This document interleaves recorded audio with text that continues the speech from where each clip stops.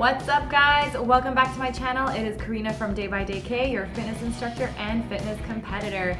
In today's workout video, we are going to be hitting back and quads. So it's two separate workouts. So if you guys are not familiar with this, the way that it's going to work is you're going to do one of the two exercises. Either you're going to hit up back first or you're going to hit up quads.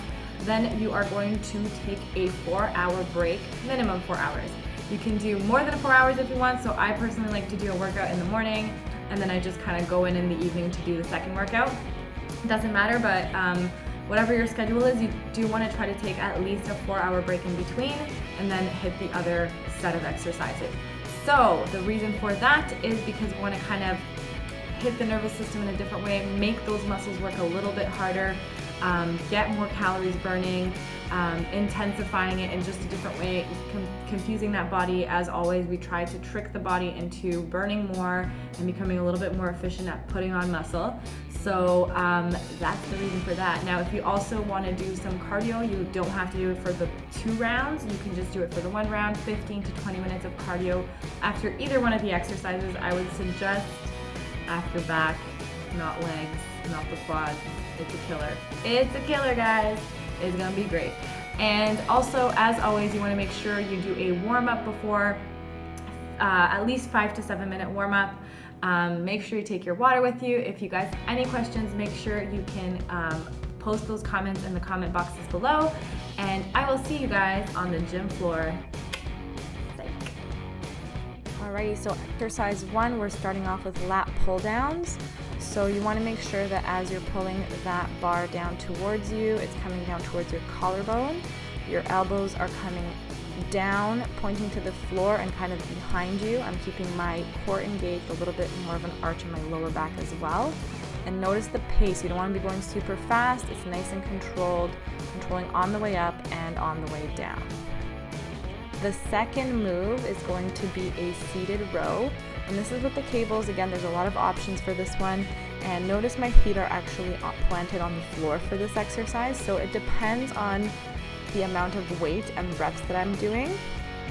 This is just kind of a 2-for-1 bonus deal. With my feet on the floor, it's usually with a lighter weight, and it really engages my core a lot more as I'm doing these rows.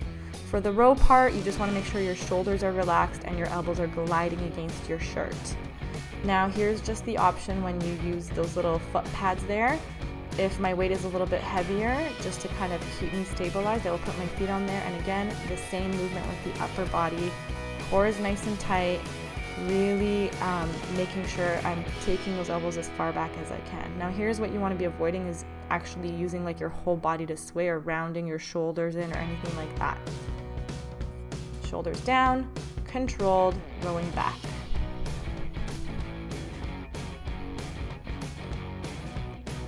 Next, we're going to do the reverse grip pull down. So again, we're going back to that pull down machine, and I'm basically just reversing my hands. Your hands are going to come in a little bit closer, so you can have them the way I have them, or even a little bit closer than that is fine as well.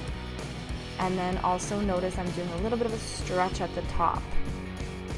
Stretching that shoulder a little bit more, and then pulling those elbows in and really squeezing the center of the back.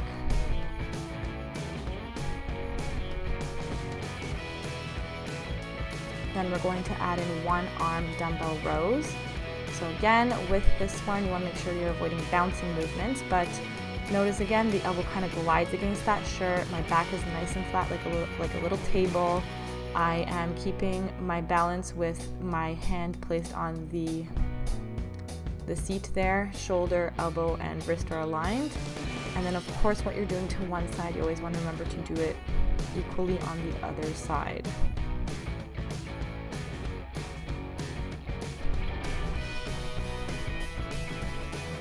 Now from this, we're going to go into our second workout of the day, going into squats. So I like to use a dumbbell for my squats, helps me with my grip strength as well. It's a 2-for-1 deal. And as I'm coming down, I'm pushing through my whole foot. My back is staying nice and flat. Front view here, notice my knees and ankles and hips are all nicely aligned. And I'm squeezing those glutes at the top and looking forward. If I need to look at the weight, I just look down with my eyes, not with my head coming down. Now there's a couple of things you want to avoid, and I'll just show you without a weight.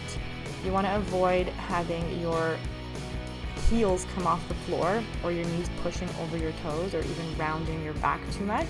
If that's happening, you can stand kind of closer and face a wall, and it'll help you actually like not be able to lean forward as much. The other thing you want to keep in mind is keeping your knees, ankles, and feet aligned. So if you feel like your knees are caving in, you can slightly point your toes out, and then just you have a little bit of a marker to point your knees in the direction of your toes.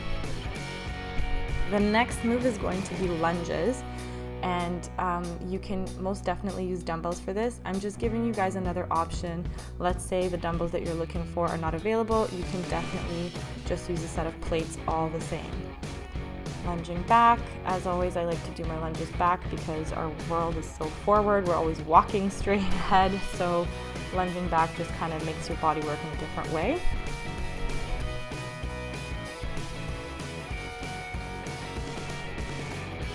And the final one is going to be leg press. Now, you've seen other leg press machines probably. I'm going to be showing different options throughout the videos, throughout the phases. This one here, the weight is coming down towards you from the top, so it's a little bit more intense. As I'm coming up, I'm really making sure I'm fully straightening out those legs, I'm not locking the knees. And then on the way down, I'm really trying to take it down nice and low so that my thighs basically touch my rib cage. I'm pushing through the whole foot. If you have a hard time pushing through your whole foot, push through the heel. Some things to avoid again is those knees caving in, just similar to the squat situation. If that's happening, just point your toes out a little bit and then your knees can follow along with that. And the other thing you want to avoid is locking your knees. As always, not very good at your joints. And that completes phase 3, back and quads. Again, it's 2 separate workouts, 4 hours apart. Guys, I hope you found this video helpful. Let me know if you try out this workout, and I will see you in the next round. Ciao, ciao.